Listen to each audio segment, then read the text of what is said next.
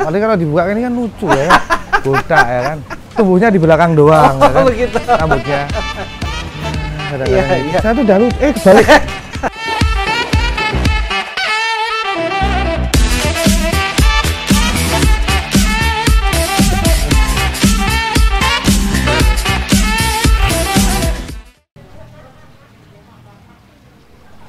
Assalamualaikum. Masya Allah, tamu jauh. Loh, apa kabar? Alhamdulillah, alhamdulillah. Aduh. Dari mana ini? Ya, ini jalan-jalan muter-muter, Mas. Cari duit terus ini, Pak. Ah. Luar biasa. Ini. Luar biasa Om Kemas ini. Iki tempat apa toh? Nyaman bener ini. Usaha baru. Oh, usaha baru. Mau minum apa sih? Tamu kok. Oh, boleh, boleh. Minum apa? Boleh. Apa yang favorit sini deh? Wedang tape hijau ya? Tapi hijau tape cakep. hijau ya. Cakep. Oke. Boleh, boleh. Cek, Nana.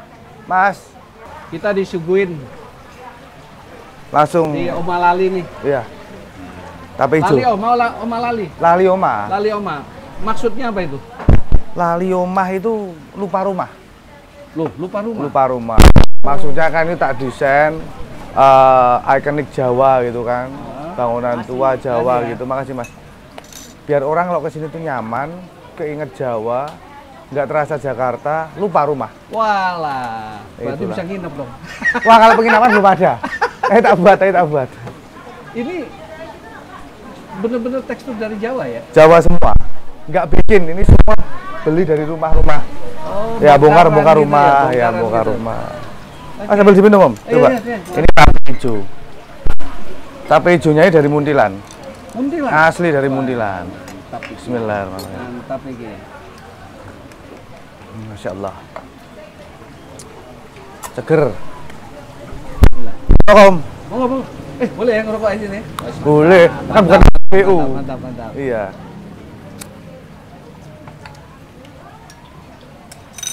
Mas, aku kesini ceritanya pengen mengulas Pengulas. dari background jenengan, terus mengulas juga sampean ini kan masih merupakan wakil dari milenial. Ya. Dari kaum muda tapi punya usaha keras. Nah, ini kita akan mengupas tuntas nih, Mas. Boleh.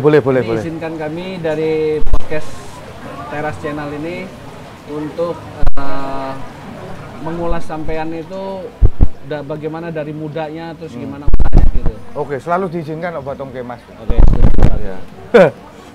Baik teman-teman, dari Teras Channel hari ini kita mendatangi seorang tamu yang sangat fenomenal karena sejak muda dia sudah menjadi entrepreneur yang sangat keras. Bagaimana ceritanya, bagaimana usahanya, dan bagaimana cara dia melampaui segala rintangan maupun ini kita dengarkan nanti dalam pembicaraan hari ini bersama Mas Gembus. Iya. Mas Gembus, sebenarnya orang tahu cuma Ridho Gembus. Nama Ya. sebenarnya siapa sih? Panjang sebenarnya nama saya. Jadi pada tahu nanti. Ya nggak apa-apa Nggak dong. apa-apa ya. Orang publik kan juga perlu tahu.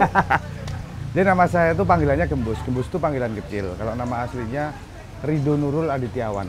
Oh, Ridho Nurul Adityawan. Iya. Nah, Gembus itu apa, Mas? Gembus itu panggilan kecil. Apa itu? Bahasa Jadi Jawa gembus atau itu bahasa Jawa. Gembus itu ada beberapa arti, beberapa makna. Cuman gembus yang diartikan anak-anak buat manggil saya itu gembus itu banyak ngomong. Oh.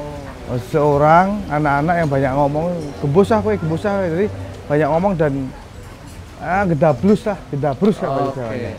Enggak, karena fenomenal gembus itu sama seperti orang bilang ayam geprek itu ya pasti ayam geprek gembus. Nah, ayam gepuk. Iya, Ayam gepuk. gepuk itu Ya. pasti gembus. Sama seperti orang bilang kalau pompa air itu sanyo gitu. Sanyo, ya benar. Nah, ini udah jadi ikon gitu Icon, loh. icon. Oh, ternyata karena banyak ngomong. Ya, banyak. Oke. Nah, Mas, coba tolong ceritakan sejarah ayam gepuk Pak Gembus itu ceritanya gimana sih? Itu gimana sampai akhirnya berapa cabang sekarang? Kurang lebih 740-an sekian lah. Pemirsa, 740 bukan 740. kecil itu. Ceritain mulai dari mana sih, Mas? Nah, Ya. itu monggo ceritain. Cerita singkat jadi gini, saya itu kan anak satu-satunya dari orang tua saya. Anak satu-satunya. Ini dari mana nih? Magelang ya. Oh Magelang, aslinya Magelang. Aslinya Magelang. Oh gitu. Anak satu-satunya, dilala anak wong desa, bukan anaknya orang kaya. Bisa dibilang sederhana ke bawah. Wah. Jadi mikir. MBR, iya, masyarakat berpenghasilan rendah. Wah itu MBR. Sampai mau sekolah mau naik motor aja susah sih. Oh, oke. Dan saya mau nuntut orang tua seperti apa juga nggak ada apa-apa orang tua. Jadi gini, saya tuh cuma berpikir, apa iya setelah lulus SMA tuh saya berpikir apa iya saya selamanya mau hidup kayak gini. Oke. Bapak ibu itu sudah melahirkan saya, membesarkan saya sampai SMA, itu udah alhamdulillah. Gimana nih kalau saya nggak sukses? Dulu tuh saya cuma mikirnya gini, saya tuh harus kaya. Oh, oke. Saya tuh harus kaya. Kalau nggak kaya, siapa yang bakal nyenengin bapak ibu? Karena bapak ibu cuma punya saya tok. Saya nggak punya kakak, nggak punya adik. Oh, tunggal tak? Tunggal saya. Oh. Saya nggak bisa yang namanya kalau anaknya 3, 4 enak. Kak, kemarin nggak bisa aku gantian kamu tuh. Bapak ibu sakit. Dik, gantian kamu. Kemarin udah aku enak. Jadi kan orang tua tuh saya mikirnya bakal sakit. Biaya rumah sakit itu tinggi. Ya saya mikir lah biaya rumah sakit tinggi. Bapak ibu kalau mau seneng, kalau mau haji juga mahal harganya. Saya harus kaya nih gimana caranya. Nah, saya beranikan diri pada waktu itu kuliah, tapi dengan syarat saya harus dengan biaya sendiri. Oke. Kuliah semester 1, semester 2, semester 3, semester 4, semester 5, semester 5 itu saya udah nggak mampu lah saya. Udah mentok, bayar semester 5 aja udah utang-utang ke sana sini. Itu udah banyak utang gitu. Itu di mana kuliahnya? Semarang, Politeknik. Oh di Semarang. Oh Politeknik. Politeknik kan di Semarang. Politeknik apa itu? Politeknik apa itu? Politeknik Udik. Enggak jurusan Politeknik. Jurusannya administrasi bisnis. Oh, oke. Nah, itu memang udah nggak kuat. Gimana ini? Saya juga nggak punya ijazah, saya mau kerja di kantor di mana-mana, pasti nggak diterima. Lulusan SMA tuh paling saya pegawai toko. Iya, betul. Ada saya baca-baca tuh harian, pada waktu itu ada harian Halaman Rakyat enggak atau Suara Merdeka. Ini umur berapa ini? Berarti semester 5 tuh umur berapa ya? 20, 19, 20-an gitu ya. Oke. Saya baru baca ada lamaran kelapa sawit. Oh. Kalimantan, Pontianak di Sambal sana. Bulan gaji 4,5 juta. Zaman segitu, tahun segitu 2010, 2011, 4,5 juta kan gede. Oh iya besar. Saya coba berangkatnya naik kapal, jemput dari Pontianak tuh ke Senabah namanya itu 9 jam. 6 jam sampai Sambas, nyebrangnya 3 jam buat naik perahu atau motor. Sampai sana ternyata di sawit itu buat kerja enak, tapi nggak sekali. Panen sawit. Oh, manen sawit itu ya? Naik sawit itu pekerjaan berat sekali. Seumur-umur mungkin ya gue sawit ini pekerjaan paling berat. Lebih dari kuli, lebih dari Oke. Saya di sana, ya gimana lagi, saya udah sampai sana, dikontrak 1 tahun, mau nggak mau saya harus di situ, nggak boleh keluar sebelum kontrak itu habis. Oh setahun. Oke. Lalu saya terus berusaha di situ, akhirnya pada bulan ke-8 atau bulan ke-9, saya memberanikan diri ngelamar di kantornya. Oke. Kantornya saya diterima dari staf payroll. Oh, oke. Gaji cash. Ya. Dari situ ngumpulin duit, akhirnya di situ 1,5 tahun. 1,5 tahun, akhirnya saya udah nggak betah di situ karena kehidupan benar-benar gagal. Belum berhitung apa hutan, tanah saya gagal. Saya memberanikan diri untuk keluar tanpa izin Pak Jokowi. Dan nggak punya pengalaman kerja, saya berpikiran saya harus ke Jakarta. Dan di situ surat pengalaman kerja saya nggak dapat, alhasil saya di surat pengalaman kerja palsu. Itu melamar di perusahaan di Jakarta. Nah, perusahaan ini salah satu perusahaannya Pak Haritano. Oke. Nah, di MNC Carvision ada di situ. Di situ saya melamar dengan surat pengalaman kerja palsu. Alhamdulillah mau diterima. Oke. Nah, diterima waktu itu jadi customer service inbound yang terima telepon loh. Oh. Iya. CS itu ya. Oke. 1 tahun lebih, hampir 1,5 tahun. Oke. Jadi 2.600.000. Oke. Nah, dari situ tidak tunggunya waktu di situ saya mulai bimbang. Ibu cuma telepon minta suruh ngirimin duit 200.000 untuk bayar listrik rumah. Saya nggak bisa ngirim itu apa. Oke. Saya nggak bisa ngirim. Oke. Mati saya. Ini punya anak durhaka saya. Karena sering nggak bisa. Ada kan gimana caranya? Karena saya utang ngirimin usaha, saya utang dan mikir nggak bisa saya kerja dengan gaji 2.600.000 pulang di Jakarta. 2.600.000 itu selesai loh. Oke. Ya. Akhirnya saya kan pinjem kirimi. Oh, sampai pinjam duit itu. Oke. Mana lagi om, saya nggak cukup. Jakarta selesai. Boleh loh. ya susah. 10.000. Waktu itu saya punya cicilan motor Vario itu 880.000. Oke. Lah buat makan, buat rokok, buat ini. Lah, iya. Minus. Pokoknya banyak utang, besar utang daripada tiang katanya. Utang. Saya cuma mikir, wah saya kalau kayak gini terus saya selesai nih, saya bilang. Kebetulan di bawah itu pas ngopi di warung kopi, ada kepala bagian saya, namanya Pak Rifki Bafen. Ya Pak Rifki, saya ngobrol-ngobrol, Pak, di sini jadi kabak berapa lama? 8 tahun kurang lebih, 8 tahun. 8 tahun itu dari staff jadi kabak. Gajinya masih gitu-gitu aja. Naiknya juga masih, mohon maaf, masih pakai Honda Supra. 8 tahun saya kayak gini, gimana saya mau nyenengin orang tua saya masih nikah, saya masih punya anak, saya masih ini, itu nyenengin orang tua. Wah, saya waktu itu langsung aku ngajuin resign, nggak disetujui, harus monotis, nggak bisa langsung. Padahal di sini udah saya mikir, saya harus jualan.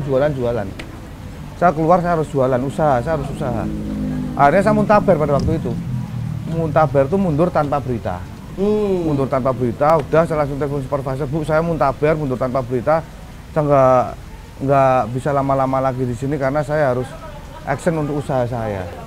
Nah di situ berpikiran, di kos-kosan mikir usaha apa.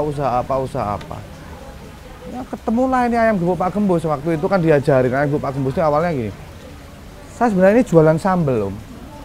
Jualan sambel. Kalau ayam tuh ya susu lah, ayam rata-rata saya ayam goreng ya kayak gitu. Cuman sambel saya yang diminati orang-orang ini. Waktu kecil itu saya suka SD itu kalau sarapan saya sama ibu tuh suka diulekin sambel. Jadi cabai, bawang putih, garam diulek, dicobek. Nanti nasi anget itu ditutul-tulin coba disuapin. Udah enak banget ya, usah pakai lauk apa-apa loh. Dari situ saya mikir, wah dulu pernah bikinin sambal mentah kayak gini. Semuanya mentah, sambal bawang. Coba aku bikin di kos-kosan ya kan. Aku undang teman-teman, saya cuma pakai tahu sama tempe sama telur. Oh, teman-teman seneng. Coba aku kasih biar ini beda, nggak gampang ditiru orang apa. Akhirnya saya tambahin tuh dari beberapa. Ada kacang mete, ada minyak wijen dan lain sebagainya. Tambah enak kata teman-teman, saya undang teman-teman kantor. Tambah enak. Udahlah. Saya mulai cari lapak di Serengseng, Jakarta Barat. Oh ini belum jualan? Apa belum? Jualan. Baru trial itu. Trial di kos-kosan, undang-undang teman itu. Mau enak. Terus saya mulai cari lapak. Cari lapak di Serengseng 3x3, waktu itu 5 juta tuh seumur hidup. Oke. 5 juta seumur hidup. Tapi terus saya pikir habis cari lapak dapat lapak 5 juta seumur hidup. Lah, aku baru ingat lah, masa aku jualan tahu tempe sama telur? Nggak mungkin dong, saya cuma jualan tahu tempe telur. Karena saya mikir apa yang akan saya jual, dan kepikiran di situ ada 3 varian antara ayam, bebek sama lele. Oke. Kenapa saya ngambil ayam? Nah, ini ceritanya. Saya mikir ngambil ayam karena semua orang di Indonesia ini dari bayi lahir sampai orang tua semua doyan ayam. Bubur aja bubur ayam om. Nggak ada bubur bebek, bubur lele nggak ada ya kan. Makanya saya mikir, wah kalau bebek itu nggak pintar ngolahnya, nanti alot, perengus. Kalau lele mikirnya kan orang, wah makanannya T41, gitu kan makanannya gitu. Orang kadang-kadang nggak semua orang doyan bebek atau lele. Makanya saya putuskan ayam. Ayam coba saya ungkep belajar dari internet kan, ungkep ayam gimana enaknya, akhirnya saya campurin sama sambal saya. Teman-teman saya undang lagi, wah nambah. Ya udah jualan ayam. Waktu itu semalaman doang, brandnya apa ya, mereknya apa ya. Itu loh ayam sing belum geprek udah ada, ini udah ada, apa yang belum ada ya. Gepuk lah, keluar gepuk kan dihancurin. Dihancurin, ayam gepuk apa ya, keluarlah panggilan nama kecil saya, Pak Gembus. Lah kok keluar Pak Gembus, nggak Mas Gembus, masih muda, rasanya gitu. Karena kalau emas itu saya pakai Mas Gembus, biasanya emas itu kalau di setiap daerah itu beda-beda. Iya. Kalau di Jawa Mas, kalau di Padang Uda, kalau di Ambon Bung, Iya. Kalau di Jakarta Abang, ya kan. Makanya saya pakai Pak. Kalau Pak itu universal, cabangnya mereknya universal. Singkatnya kayak gitu, terus akhirnya saya jualan kaki 5. Jualanlah kaki 5. Dinikmatin aja di kaki 5, bongkar pasang tenda, setiap jam 4 sore. Sendirian tuh? Sendirian. Jam 4 sore, jadi gerobak itu dititipin di kampung belakang. Setiap sore jam setengah 4, jam 4 tuh dorong gerobak dari belakang sampai depan kaki 5. Jangan capek, ngopi dulu, ngerokok dulu. Itu udah capeknya hilang, seger, mulai pasang tenda. Butuh waktu kurang lebih setengah jam lah pasang tenda. Itu persiapan. Mulai dasar jualan itu setengah 6. Setengah 6 jualan, ya mulai jualan. Itulah cerita singkatnya keluar ayam gepuk Pak Gembus itu. Dan itu tahun berapa tuh? 2013 itu. 2013. Ya, 2013. Oke. 2013 sekarang 2021, berarti ada 8 tahun. Hampir 8 tahun. Hampir 8 tahun. Karena di Oktober 2013. Berarti 7 tahun, jalan 8 tahun. 8 tahun. Sekarang sudah mempunyai cabang 740 sekian lah, cabang. ya, 740 Dan sekian. saya dengar katanya juga ada di luar negeri ya? Ada Om, alhamdulillah. Alhamdulillah sekarang nggak cuma di Indonesia saja, sekarang ada di negara tetangga kita, di Malaysia, dan ada di Singapura. Malaysia dan Singapura? Ya, tapi Singapura masih seperti permajaan Om, karena orang-orang Singapura tuh jarang doyan pedes. Makanya kita lagi cari pangsa pasar yang bagus. Kalau Malaysia udah luar biasa. Malaysia udah banyak dapat penghargaan di Malaysia dari kementerian Malaysia, banyak diundang, banyak sponsor. Kemarin sempat sponsorin atlet SEA Games, sponsorin gamers terbesar di Malaysia. Udah kurang lebih 48 cabang di Malaysia, kurang lebih ya. 48 cabang dengan gerai-gerai besar-besar. Luar biasa. Luar biasa. Teman-teman, ini perlu kita gali lebih dalam lagi. Bahwa dengan kondisi 8 tahun berjalan, beliau sudah mempunyai sampai dengan 740 cabang dan sudah go internasional. Nah, go internasional ini bukan suatu hal yang mudah sebenarnya. Untuk itu kita perlu menggali lebih jauh karena tokoh muda satu ini sangat fenomenal, sangat fenomenal dan menurut saya sedikit unik. Beliau doyan makan, juga doyan kerja, tapi juga sangat humble kepada teman-temannya. Kebetulan beliau ini juga pengurus salah satu klub motor apa? HDCI Jakarta Pusat. HDCI Jakarta Pusat. Jenengan pengurus tak? Pengurus. Wah, masih punya kesempatan main motoran dan sekarang setahun terakhir saya dengar sudah aktif pengajian dah. Pengajian. Oke. Itu teman-teman salah satu niat baik dari seorang Ridho Gembus yang akhirnya mempunyai usaha kuliner yang sangat fenomenal di Indonesia ini, dan juga saat ini, dan ini ada yang milik sendiri, ada yang franchise ya? Ada milik sendiri, milik franchise. Ya. Ini miliarder ini miliarder, Insyaallah, miliarder Insyaallah. Banget, tapi Insyaallah. juga tidak kurang ibadahnya dan kerja keras. Beliau ini habis subuh udah nggak tidur lagi ya? Nggak tidur. Langsung ya? Saya pokoknya jam 4, mau tidur jam berapa aja, jam 12, jam 1, jam 11. Mau jam 4 pagi itu harus bangun, langsung mandi pakai air dingin, berangkat ke masjid. Habis itu berangkat kegiatan. masjid. Oh, jadi subuh di masjid nih? Subuh di masjid, Bukan wajib. main. Itu yang bikin saya kayak gini, Om. Insya Allah ya. Oke. Rasanya kayak gitu. Ini. Nah, inilah salah satu teman-teman motor juga mungkin. Ini membuktikan bahwa tidak semua anak motor itu urak-urakan, ngombe-ngombe, minum keras. Lah kita minumnya apa ini? Wedang tape. Wedang tape. Wedang tape. Oke ya. Oke Mas Gembus. Nggih. Ini ceritanya alhamdulillah lah ya, sudah berjalan secara ini selama 7 tahun ini ayam gepuk Pak Gembusnya. Kurang lebih. Lah ini ceritanya saya datang di tempat yang baru, ini ceritanya apa ini? Jadi begini, saya itu kan usaha ini kan sebelumnya saya tetap ngantor di kantor saya. Oke. Di kantor ayam gepuk ya, di Gelora Muda Berjaya, ada di Kencana Tower, di Kebonjeruk. Saya kok merasa, saya kerja selama 2-3 tahun itu kayaknya saya jarang menemukan ide-ide baru lagi. Oke. Karena saya setiap di kantor tuh baca cuma neraca, laporan baru gini, itu laporan anak-anak. Aduh. Saya jadi presiden kan, presiden direktur di kantor saya. Ini kalau kayak gini terus saya yang ada inovasi atau ide-ide saya buntu. Terus per Januari 2021 kemarin saya memutuskan untuk mengundurkan diri menjadi presiden direktur. Mengundurkan diri menjadi presiden direktur, dilala saya kan punya 3 direktur. Salah satu direktur itu dari direkturnya PSC, Production and Supply Chain.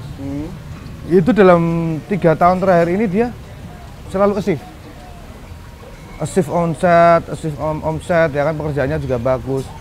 Dialah saya angkat jadi presidir.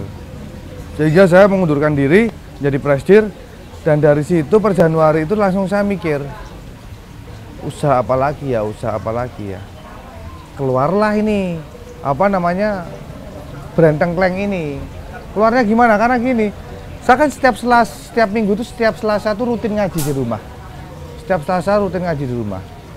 Jadi semua makanan saya nyediain, semuanya saya nyediain. Ketika saya broadcast di grup ngaji itu makanannya tengkleng, yang datang tuh banyak. Dan pasti saya masak berapa kilo pun habis. 20 kilo, 25 kilo habis pasti. Seduadang besar tuh habis. Wah, ini orang seneng banget. Ya hasil salah satu. Ini Januari kemarin? Kemarin. Wih, baru ya, kemarin, 3 bulan ya, kemarin? Ya, baru kemarin. Jadi ada salah satu temen motor juga yang ikut ngaji, namanya Arif. Dia, Bus, tengklengmu tuh enak, tengklengmu enak. Bu, ayo buka tengkleng. Wah, bentar lah. Aku belum fokus ke situ.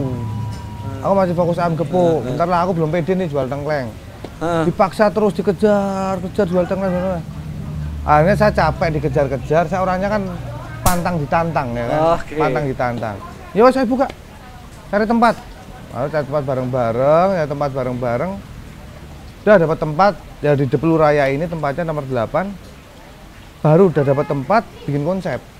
Oke, sebelum konsepnya Mas Gembus itu kita bicarakan, ada satu garis bawah yang saya lihat dari pembicaraan ini, bahwa tidak hanya puas dengan yang sudah berjalan saat ini. Sementara beliau sudah mempunyai 740 cabang loh.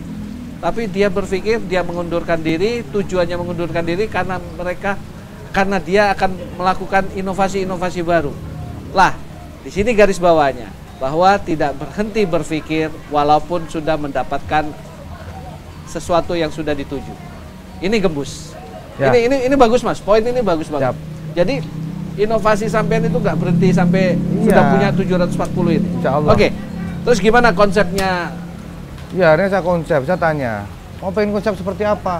Udahlah, terserah kamu semua konsepnya. Oke. Konsep dari kamu semua, kan aku nggak tahu masak. Terus konsep dari kamu bangunnya mau seperti apa? Kalau saya makanya kita jualan tengkleng ya, kita pengennya konsepnya konsep Jawa. Jawa jadul, saya bilang gitu loh. Ya terserah kamu deh. Nah, saya lihat nih Arif kan orangnya oke lah di operasional sama manajemen lumayan lah, oke lah, so-so lah. Udah kamu mikir operasional manajemen aja. Saya tak mikir konsep pembangunan sama nanti makanan yang mau dijual apa saja.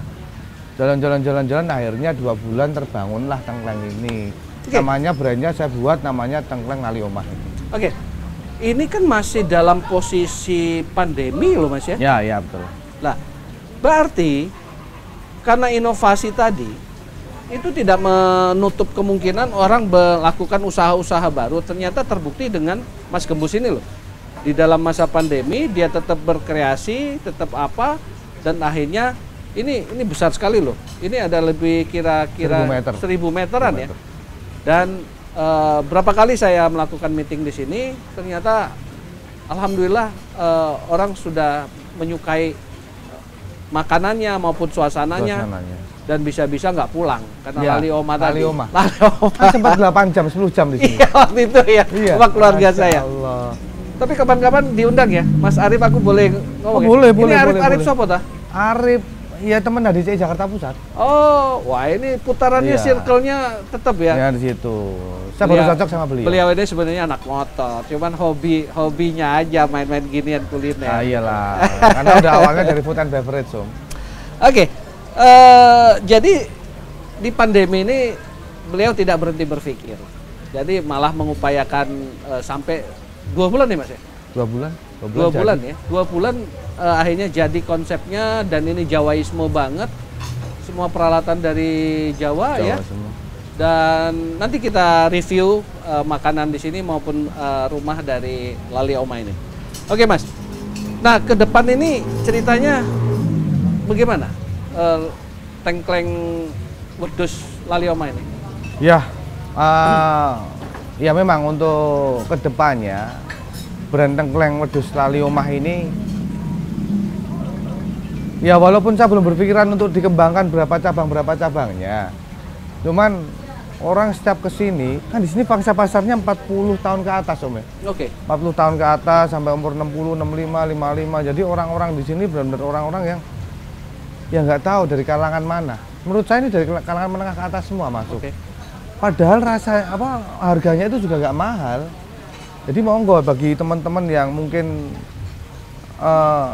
semua kalangan silahkan masuk, karena di sini ya makan 30.000 kenyang juga bisa kok. Jadi kedepannya ini memang banyak orang-orang yang sudah minta. Saya pengen nih warung baru 2 minggu kok udah rame, warung baru 2 minggu udah rame. Gimana ini sama buka permintaan buka itu sekarang udah totalnya 11 orang yang pengen buka ini. Oh ya? 11 orang, baru jalan 2 minggu ini Om. Tapi saya bilang, Om, Pak, Bu, mohon maaf, saya tidak bisa secepat itu. Saya paling anti nanti pecah hati. Iya. Ya, mending saya ini jalankan dulu bagaimana nanti ke depannya, toh ini baru 2 minggu. Belum tahu nanti jalan ke depannya seperti apa. Nanti kalau udah minimal 6 bulan sampai 1 tahun, baru kita mulai membahas mau seperti apa, ini cash flow-nya seperti ini, perkembangannya seperti ini, RAB-nya seperti ini, silakan. Kalau setuju ya monggo kita jalankan bersama-sama, kalau nggak setuju ya tidak usah, nggak apa-apa. Dan itu kemungkinan cabang sendiri atau franchise juga? Tetap hanya cabang sendiri dan bukan franchise, tapi seperti kita kelola manajemennya. Oke. Mereka punya tempat, punya lahan, punya uang, ya kan? Semua manajemen kita yang kelola aja. Oh. Jadi pewaralaba ini tidak boleh mengatur atau mengurus manajemen yang ada. Oke. Jadi konsep kayak hotel gitu ya Mas? Ya, manajemen fee. Ya. Manajemen fee ya. Oke Mas Gembus, dalam posisi kesibukan Mas Gembus gitu ya. Oh ya, satu yang belum saya sampaikan kepada teman-teman. Kemarin minggu lalu saya datang ke sini, itu seorang pemilik ayam gembus yang 740 dan juga sekarang terjun ke Lali Oma ini, parkirin sendiri loh. Itu dia parkirin, kebetulan saya parkir ada sedikit susah, dia turun tangan terus parkirin ini. Ini menurut saya bilang ini orang gila ini orang. Dalam perikiran saya begitu. Tetapi ternyata itulah kerendahan hatinya, bahwa walaupun dia sudah miliarder ya Mas. Insya Allah. Alhamdulillah ya. Alhamdulillah. Walaupun Amin. dia sudah miliarder, tapi dia turun tangan sampai suka nganu sendiri juga ya, bantu ya. Semua dapur, semua urusan saya semua. Nah, Ya, masak apa? mereka nggak gembus ini tidak harus berada di atas terus. Kalau memang dia harus turun ke bawah, dia harus turun ke bawah. Contohnya seperti yang disampaikan tadi, bahwa sebenarnya seorang yang pimpinan di atas itu pun harus tahu mengerjakan sesuatu yang di bawah. Ya. Contohnya Pak Gembus ini selalu turun ke bawah dan sampai ke parkiran pun diatur sama dia. Vale bahkan. Melakukan vale, Mas. Iya. Waduh, luar biasa ini, luar biasa sekali. Kita akan coba menggali lebih dalam sesuai dengan hobinya, yaitu motoran. Boleh. Pengurus lah? Pengurus. Sebagai apa? Benda? Bukan, kepala kegiatan. Kepala kegiatan. Oke. Kita tunggu sesaat lagi Mas Gembus dalam acara motorannya kayak gimana. Kita gali ya. Oke. Mas Gembus. Nggih. Sebenarnya kalau dari cerita tadi, sampai berarti dari muda udah motoran ya? Motoran, dan ini- motor-motor murah. Oke. Gimana ceritanya nih? Tahu kok sekarang masuk HDCI, ikut klub motor, apa? Gimana ceritanya nih? Memang dari dulu tuh tidak ditakdirkan untuk naik mobil ya. Ya, jadi dari dulu tuh ya seneng banget sih, memang kalau ada teman SMP, SMA yang teman-teman itu punya mobil, terus diboncengin sama bapaknya, pulang sekolah ikut ditebengin, seneng banget. Tapi tidak ditakdirkan untuk orang tua tuh punya mobil dulu. Oke. Akhirnya saya cuma motor kemana sini naik motor ya kan. Ya memang mampunya beli motor semampunya, dari yang motor ala kadarnya lah, dari Vespa dan lain sebagainya. Memang saya tuh suka kemana-mana dulu, naik motor suka kemana-mana sama teman-teman, ke pantai, ke gunung naik motor ya kan. Alhasil ya namanya sudah dikasih rezeki sama yang di atas ya.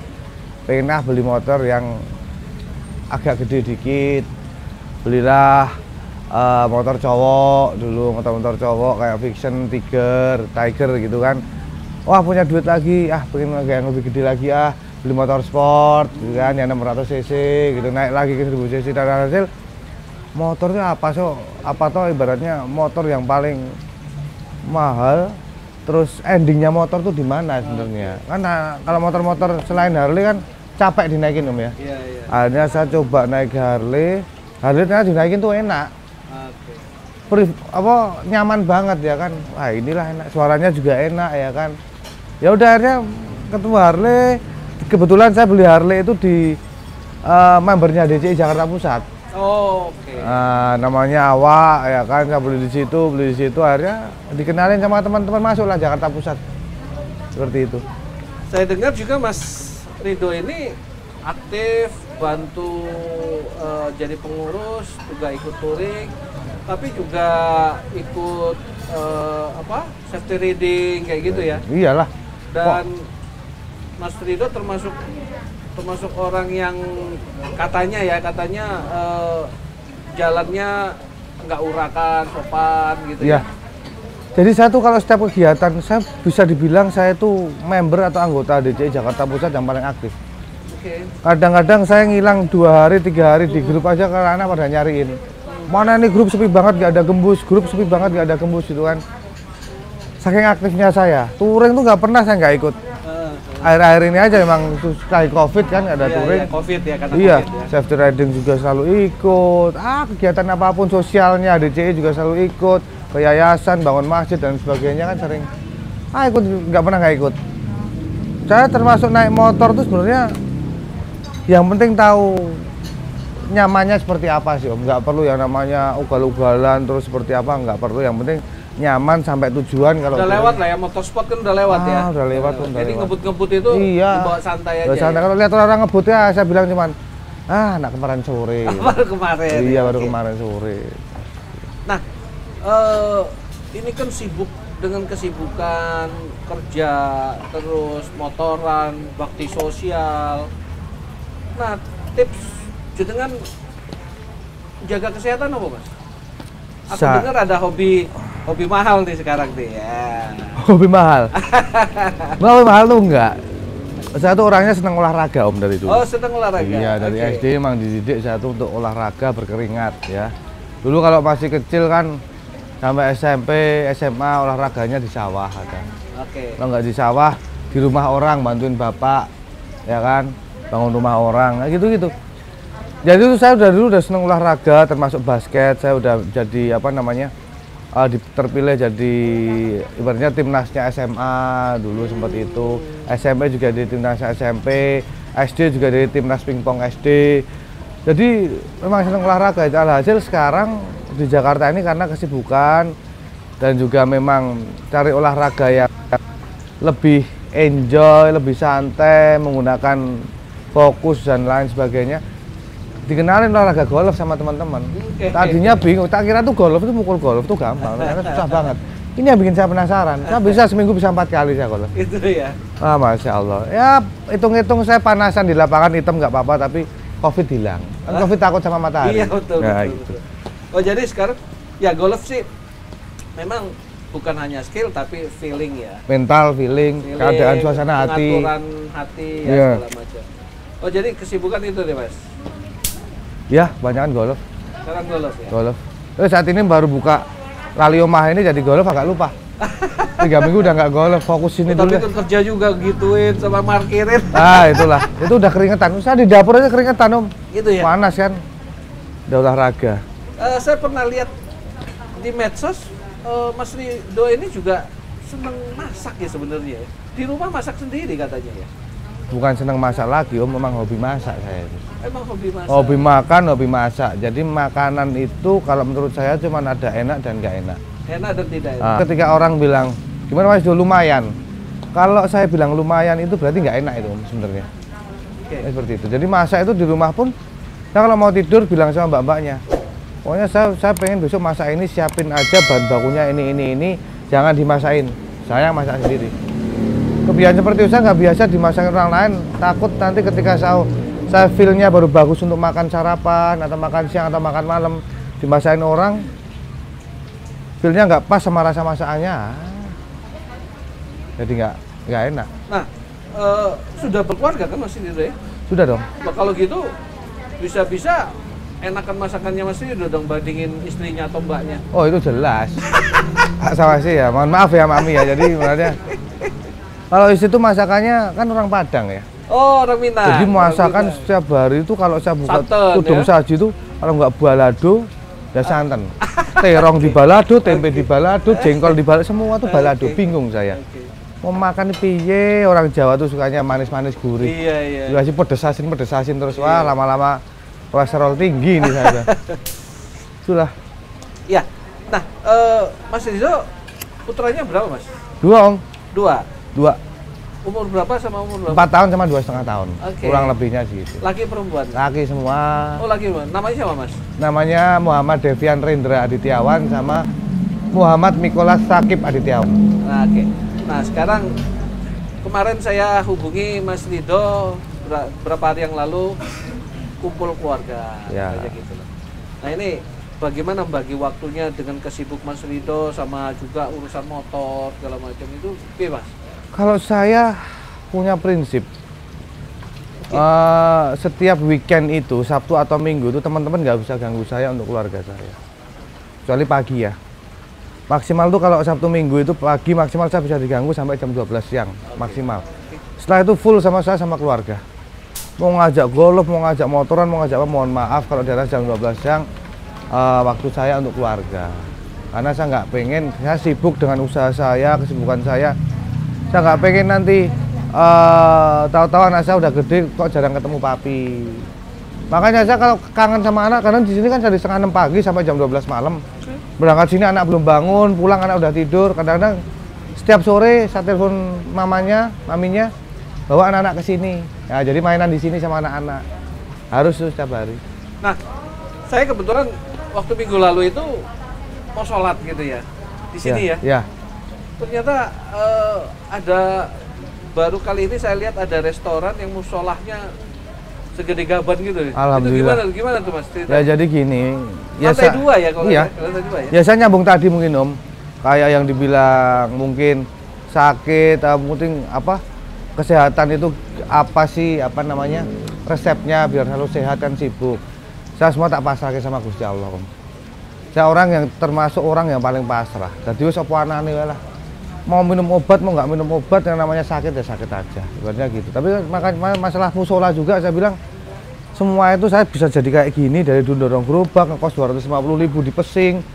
Orang susah ngerokok 1 hari 1 batang. Itu saya jadi kayak gini ya dari siapa? Yang kaya kan cuma yang di atas Om. Iya. Yang kaya cuma Gusti Allah. Jadi saya punya restoran besar seperti ini. Jangan sampai tempat buat ibadahnya nyaru cuma setoilet.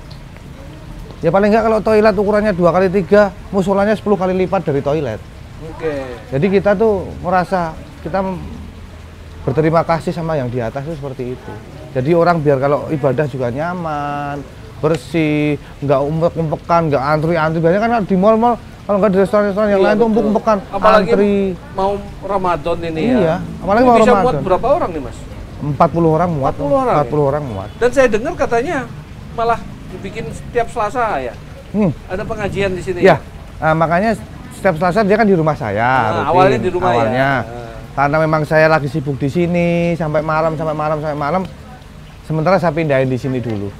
Ya biar restorannya juga berkah. Iya. Ngaji kajian di sini. Bareng-bareng teman-teman motor saya undangin. Teman-teman yang mau ikut, nggak hanya teman motor juga mau ikut silahkan. Teman-teman, ini harus digarisbawahi. Sebagai seorang yang sukses, tapi beliau tidak melupakan ibadahnya. Sementara amal bakti kepada orang tua, ibadahnya kepada Sang Khalik itu menjadi nomor satu di dalam perjalanannya. Prinsip. Ridho Gembus. Kita tunggu satu hal lagi untuk kita bicara masalah pengalaman-pengalaman beliau dalam touring ataupun pengalaman-pengalaman yang lucu. Kita tunggu saat lagi Mas ya. Siap. Oke. Mas Ridho. Siap. Sampean kan udah cukup lama, boleh dikatakan senior lah di klub motor, khususnya HDCI ya. Berarti udah ikut safety riding, juga banyak pengalaman-pengalaman.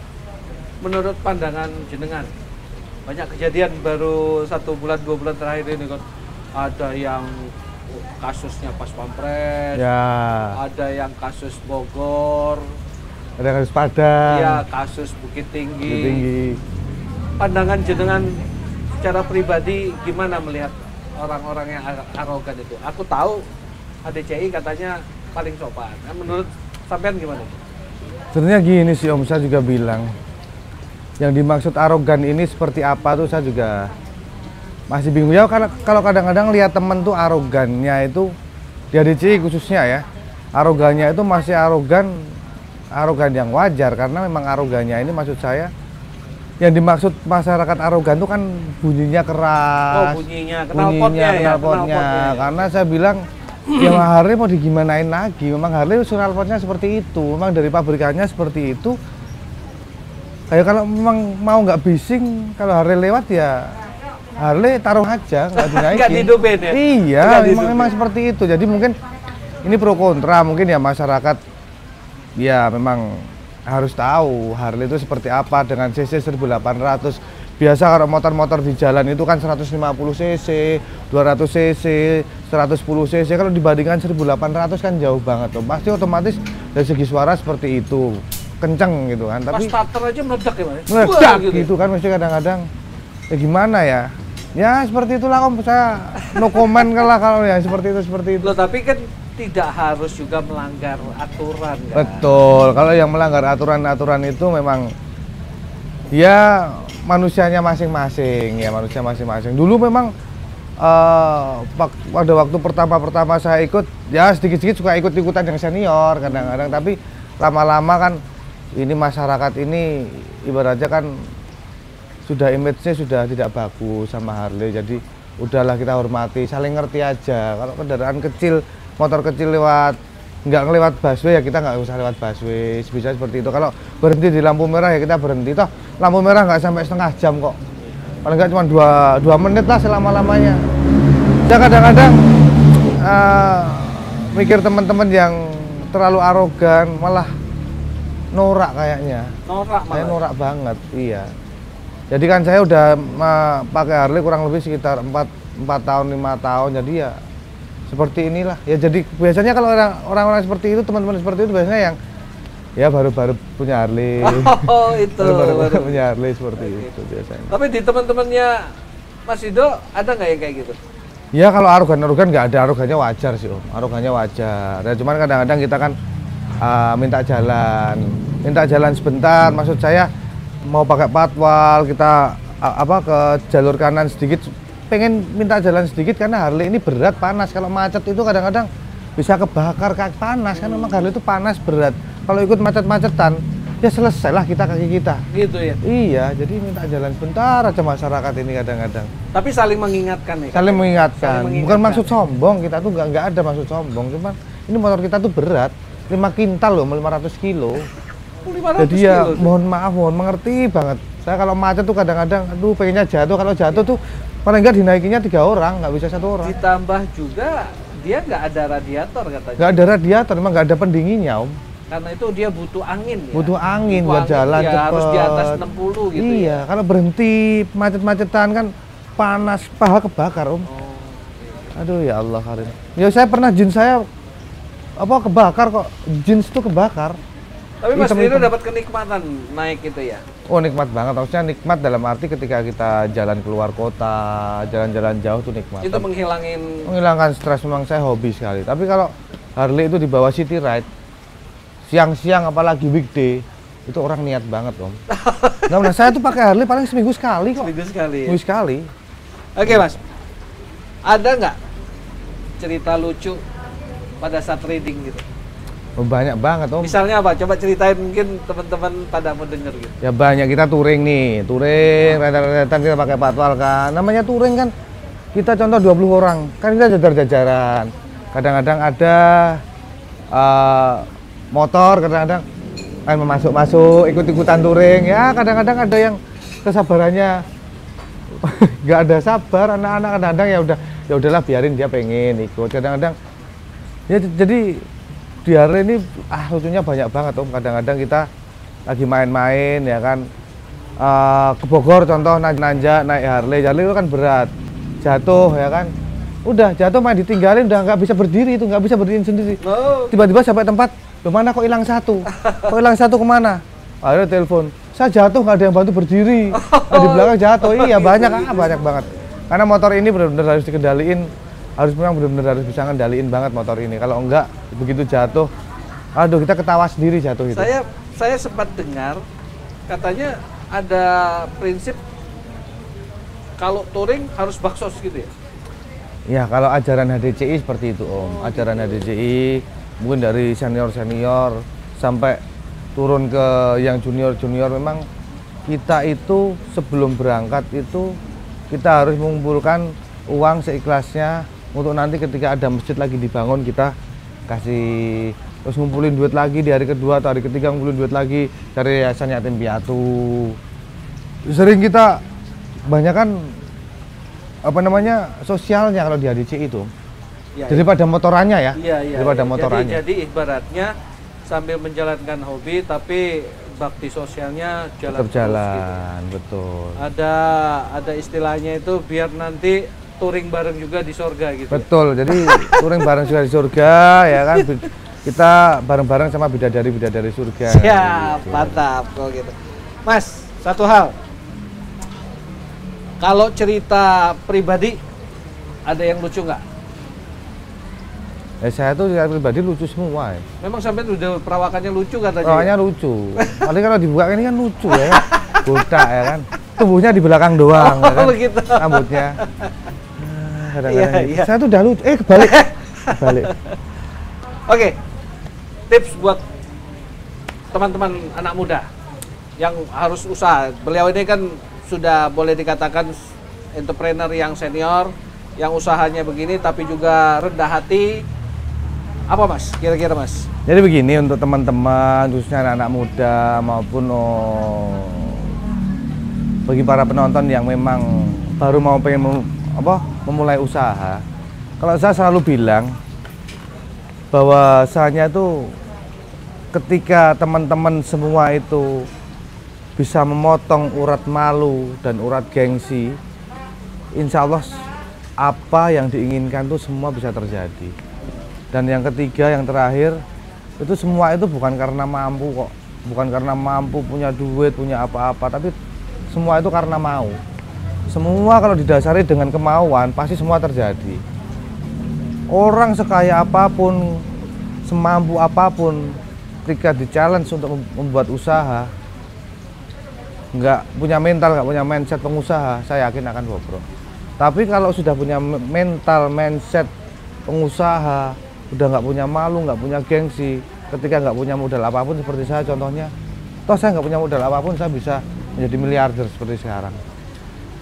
Jadi mulai berpikir, mindset mulai dirubah, jadilah orang minoritas daripada orang mayoritas. Kebanyakan orang-orang besar di dunia ini, orang-orang besar di Indonesia ini yang menjadi pengusaha-pengusaha sukses hanya orang minoritas, bukan orang mayoritas. Jadi jangan terlalu gampang, jangan terlalu mudah ikut teman ke sana ke sini, teman ke sana ikut ke sana, teman ke sana ikut ke sana. Kita nggak akan jadi. Ya udah, kita prinsip kita seperti apa, kalau teman mau ke sana ya udah silakan. Saya masih punya kerjaan, saya masih punya apa yang lebih penting saya pikirkan. Kalau kamu mau ke sana ke sana. Biasanya kan orang anak sekarang, apalagi anak muda, ikut ke sana ikut ke sana, ke sana ikut ke sana. Jangan ikut-ikutan ya. Kebanyakan ikutan nggak jadi. Jadi udah, malu dihilangin, gengsi dihilangin, nggak perlu gengsi, nggak perlu malu. Terus keluarkan kemauan yang besar, bukan kemampuan. Gitu. Oke teman-teman, kita dapat tagline yang bagus sekali bahwa untuk menjadi seorang yang berhasil, hilangkan malu Malu dan gengsi. dan gengsi. Hilangkan malu dan gengsi dan punya usaha yang keras. Betul. Nah Mas, supaya kelihatan sampean memang memberikan motivasi, tolong ngadep mana nih kameranya Mas Gembus ini ya? Mas Gembus ngadep itu bilang itu tadi Mas. Oke. Yang 3 hal tadi Mas. Baik. Baik.